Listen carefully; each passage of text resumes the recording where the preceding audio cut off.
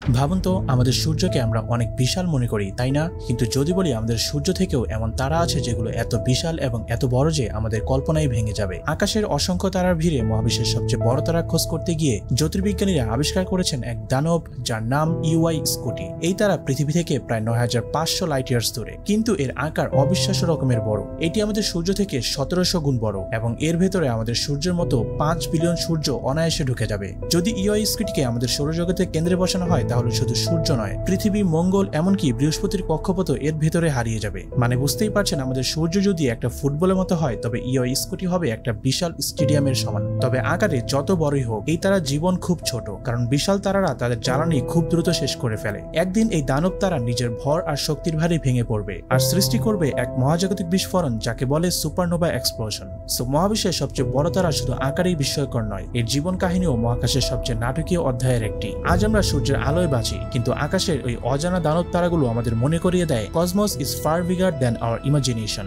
এই ধরনের আরো ইন্টারেস্টিং ভিডিওর জন্য আমাদের সাথেই থাকুন।